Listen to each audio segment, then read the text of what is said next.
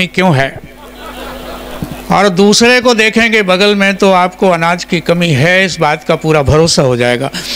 मित्रों, इन दोनों में से ये दोनों हास्य के कवि हैं। इस देश में बहुत पुरानी परंपरा है कि कुछ लोगों ने अपने मोटापे पर देश को हंसाया, तो कुछ लोगों ने अपने दुबलेपन पर देश को हंसाया। मैं आपसे निवेदन करूं कि हम कोई फुटकर व्यापार नहीं करते, हम तो दुकानों का सौदा करते हैं, और हमें हताशा और निराशा से नफरत है, हम तो मुस्कानों का सौदा करते हैं। मित्रों, तो अब मुस्कानों के सौदे की बारी है, और मैं आपसे 4 पंक्तियों के साथ, उस कवि को बहुत भूमिका की ज़रूरत नहीं है मित्रों, आप जितनी देर तक वो काया आपके बीच में रहेगी, आपके चेहरों पर मुस्कुराहट बिखरी रहेगी, मैं इस बात के वायदे के साथ में जिस कवि को आपके बीच में लाना चाहता हूँ, आपसे 4 पंक्तियाँ एसडीएम साहब निवेदन करता हूँ। अभी कवि सम्मेलन शुरू हुआ है, एक तरह से मैं आपसे एक वायदा लेता हूँ कि आप रहिएगा, देर तक रहिएगा। ड्राइवर आपका भगा दिया गया है, देवेंद्र जी ने उसको स्विच ऑफ भी करा दिया है मोबाइल, इसलिए मैं निवेदन करूँ कि गर्दिशों की धूल दर्पण से हटाकर देखिए, गर्दिशों की धूल दर्पण से हटाकर देखिए, ये कारगर नुस्खा है, इसको आजमा कर देखिए। गर्दिशों की धूल दर्पण से हटाकर देखिए, ये कारगर नुस्खा है, इसको आजमा कर देखिए, और हजारों हजारों यज्ञों का फल पल में तुम्हें मिल जाएगा, किसी के चेहरे पे एक मुस्कान लाकर देखिए। मित्रों, जिस कवि ने मुस्कानों का मुस्कान बिखेरने का एक संकल्प किया है, मैं चाहता हूँ वो नर कंकाल के रूप में जाना जाता है। उसे आप देखकर भी अंदाज लगा सकते हैं कि अगर इसके शरीर से एक आध खून, एक बार कारगिल में साहब घायल सैनिकों के लिए खून देने का नंबर आया, भैया लाइन में लग गया, बोले मेरा देशभक्ति जाग गई और मुझे तो खून देना ही देना है। डॉक्टरों ने इससे बहुत विनती की कि तुम्हारे शरीर में वैसे ही नहीं है तो यार खून दे के करोगे क्या, नहीं माना, बोले मेरा तो मेरी देशभक्ति को तुम दुत्कार रहे हो, मैं तो खून दे के रहूँगा। भाई साहब, आधी बोतल खून इनके शरीर में से निकाल लिया गया, नतीजा ये हुआ कि 2 बोतल खून इनको होश में लाने के लिए चढ़ाना पड़ा। तो ऐसी देशभक्ति भी नहीं होना चाहिए। मैं चाहता हूं कि आप नरकंकाल के सम्मान में एक बार यहां से वहां तक तालियां बजनी चाहिए। मित्रों, आइए मैं नरकंकाल जी को आपके बीच में सशरीर आपके बीच में उपस्थित करता हूं। आइए।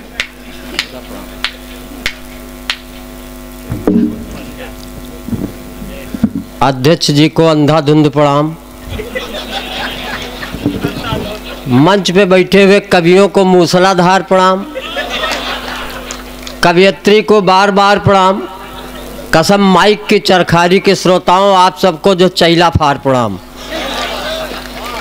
अभी दादाजी ने हमारे विषय में जो भी बताया है कि हमने खून दे दिया कारगिल में। दादा, अब हम खून तो बचा ही नहीं, अब हमने हड्डियां दे दी देश को। हमने हड्डियां देश में दान कर दिया कि जाओ हमारी हड्डियों से देसी कट्टे बनाना। जो देशद्रोही है, जो देश के गद्दार हैं, उनको उन कट्टों से मारा जाएगा। ये हमारी देशभक्ति। हमारी देशभक्ति कोई चीखने चिल्लाने वाली नहीं है।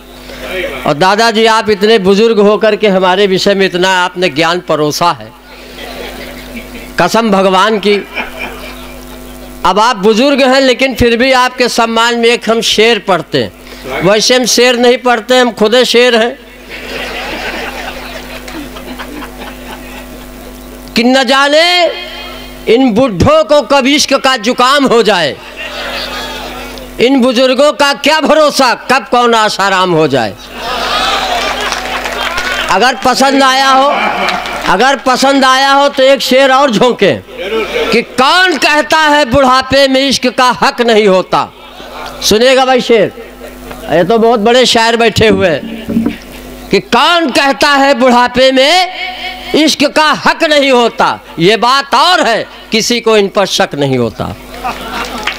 एक और खतरनाक शेर याद आ गया दादा आपकी सेवा में। आप पन्ना से आए हैं, हम गन्ना छील के आए।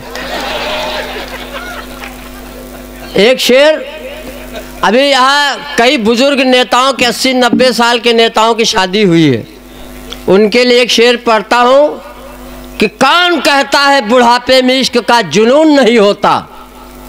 आपके यहाँ एमपी में, बुंदेलखंड में, हमारे वहाँ यूपी में भी एक हुए हैं तिवारी, उनको प्रणाम किया था, उनका डीएनए टेस्ट हो गया था। यहाँ भी सुनते हैं एक तिवारी है, कोई पंकज तिवारी है। अब उनको हम प्रणाम करें कि ना करें, पता नहीं उनका क्या क्या टेस्ट हो। भाई तालियां फुट फुट मत बजाइए, एक बार जोरदार तालियां बजाइए। नरकंकाल पहली बार आपके बीच में आया। वो दादा आपको शेर मैं समर्पित करता हूँ। समर्पित क्या, आप शेर आपके ऊपर फेंक रहा हूँ कि कौन कहता है बुढ़ापे में इश्क का जुनून नहीं होता। शादियां तो होती हैं मगर हनीमून नहीं होता। ये शेर शेर शेर खत्म हुए, अब लकड़ बग्घे और सियार की बाजी। अभी भाई सर्जन शीतल बहुत सुंदर ब्रज का आया हुआ लाडला है गीतकार, राधा कृष्ण के छंद पढ़े, सीता का वनवास पढ़ा, राधा कृष्ण के प्रेम जो पूरे त्रिलोक में जिस प्रेम की सार्थकता है और संदेश देता है। लेकिन यहाँ बुंदेलखंड में अगर समझते हो कि यहाँ प्रेम नहीं है तो ये आपके भ्रम है। जब मैं आ रहा था तो एक प्रेमी प्रेमिका से कह रहा था कि जानम तुम्हारी आंखों में दुनिया देख रहा हूँ। हम खड़े हो गए, हमने कहा जब इसकी आंखों में दुनिया देख रहे हो तो देख के बताओ चौराहे में चेकिंग तो नहीं चल रही। क्या बात, प्रेम प्रेम। अच्छा, हमारी चेसिस देख के लगता नहीं कि ये प्रेम पे कुछ लिखेगा। हमारी चेसिस नहीं अलाउ करते कि हम प्रेम पे कुछ लिखें। अच्छा, ये चेसिस कोई पेचिस के कारण भी नहीं, अगर समझते हो तो। एक बार एक पुजारी को पेचिस पड़ रही थी, डॉक्टर के पास गया, डॉक्टर ने दवाइयाँ दी। पुजारी ने कहा साहब फायदा होगा, डॉक्टर ने कहा फायदा होगा, परहेज करो। तो पुजारी ने कहा क्या परहेज करें? डॉक्टर ने कहा जोर से शंख न बजाना। लेकिन चरखारी के श्रोताओं, आप तालियां बजा सकते हो, मैं प्रणाम करता हूं। अभी ये गा रहे थे सीता का वनवास। सीता का वनवास भी हुआ और सीता ने 2 बार अग्नि परीक्षाएं भी दी। 2 पंक्तियां निवेदित करता हूं, सीता की अग्नि परीक्षा को ध्यान में रखिए। सीता ने कहा कि 2 बार अग्नि परीक्षाएं दे चुकी हूं, किसी बात का डर नहीं, और रावण के यहाँ रही हूं, किसी विधायक के घर नहीं।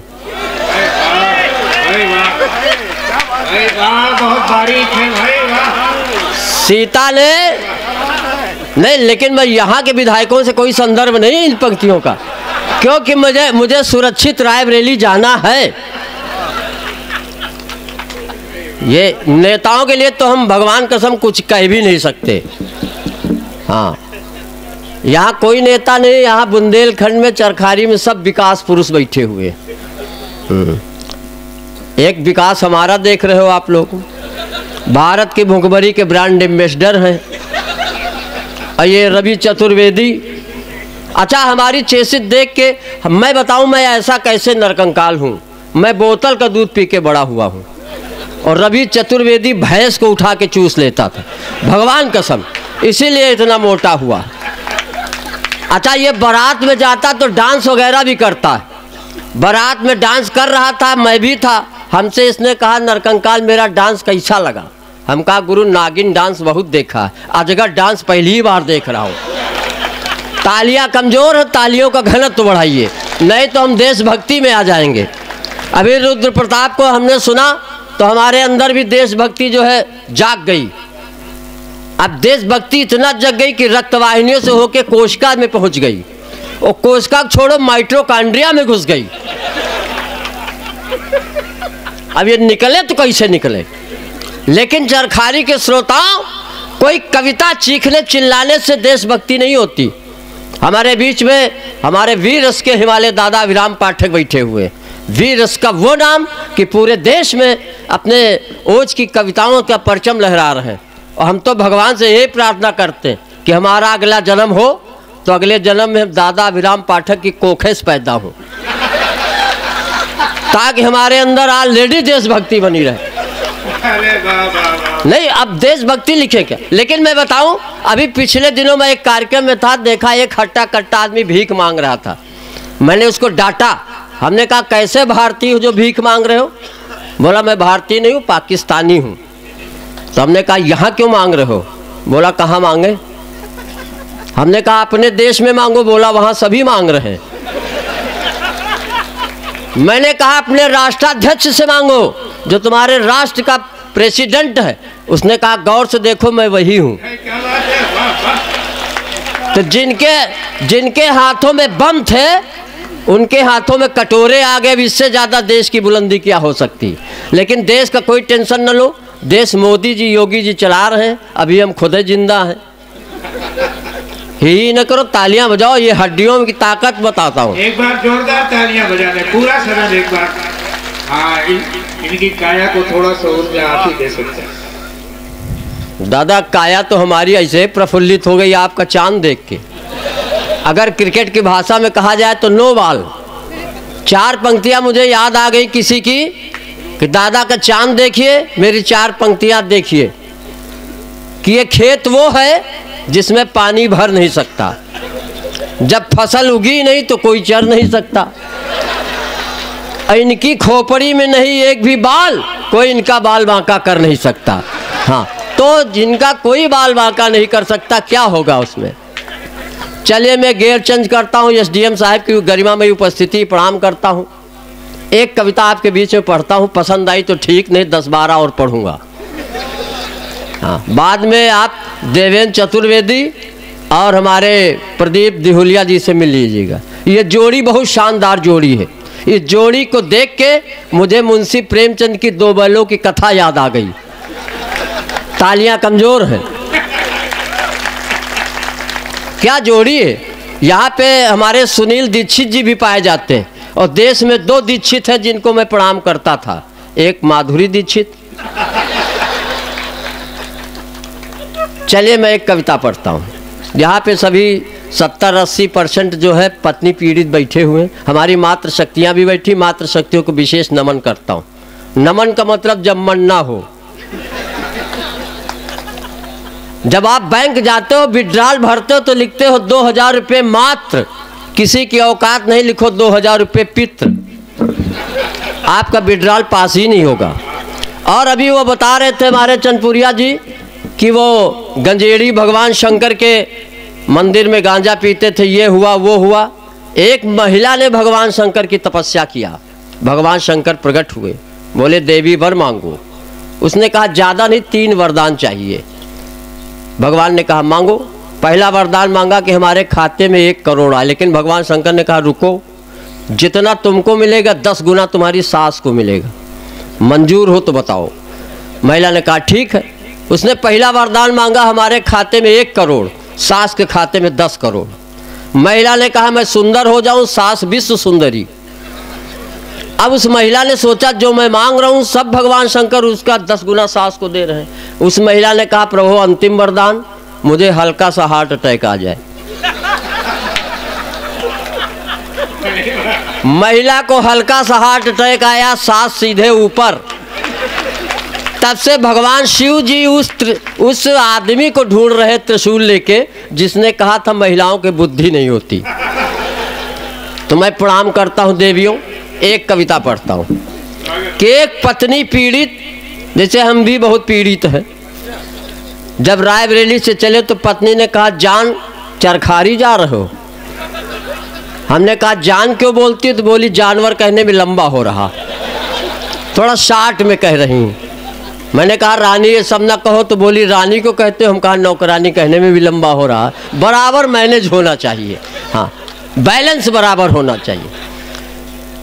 एसडीएम साहब आपकी गरिमामयी उपस्थिति को नमन करता हूँ। एक पत्नी पीड़ित भगवान के मंदिर आया, घंटा बजाया, हाथ जोड़कर गिड़गिड़ाया, हे कृपा निधान मेरा करो कल्याण। मेरी पत्नी बात बात पे लड़ती है, रोज हमसे झगड़ती है, घर के सारे काम कराती है, चूल्हा चौका बर्तन पोछा यहाँ तक कि कपड़े भी धुलवाती। भगवान हम पे तरस खाओ, हमारी बीवी से हमको छुटकारा दिलाओ। भगवान ने कहा बेटा मत घबराओ, उसे पढ़ा लिखा कर एसडीएम बनाओ।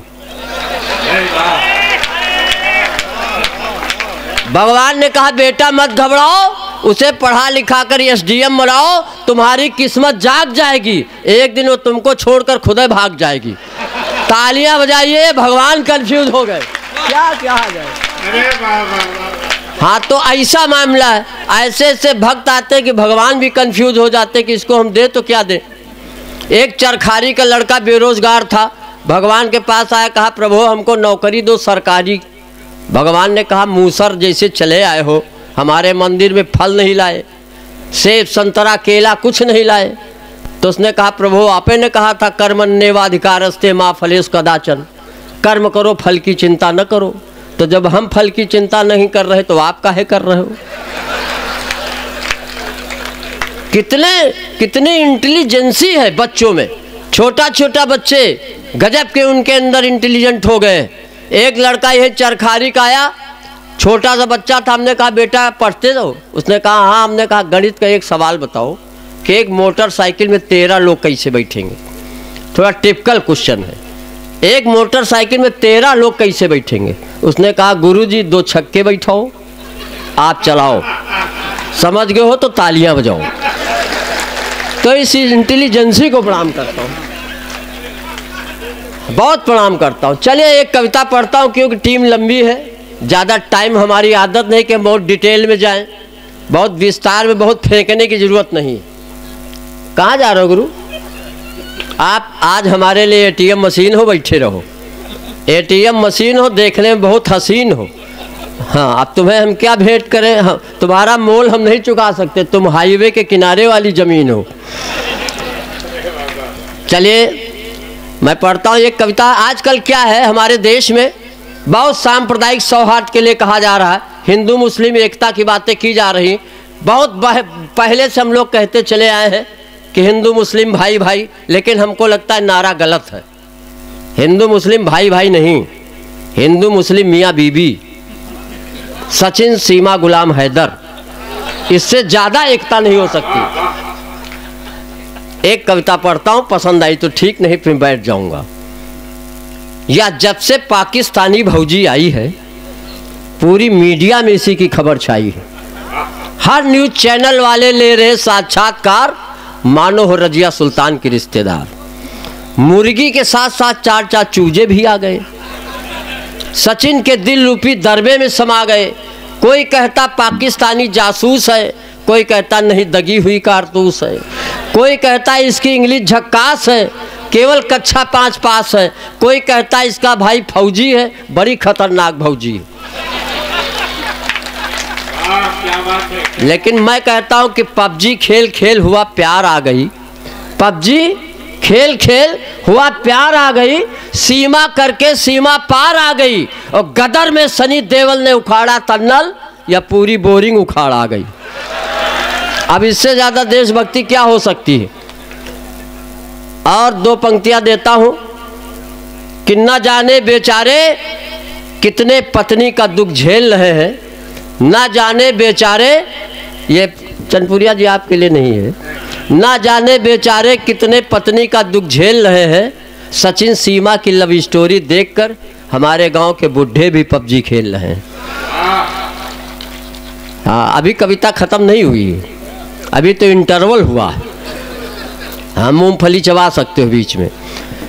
सचिन सीमा की लव स्टोरी देखकर हमारे गांव के बुढ़े भी पबजी खेल रहे हैं।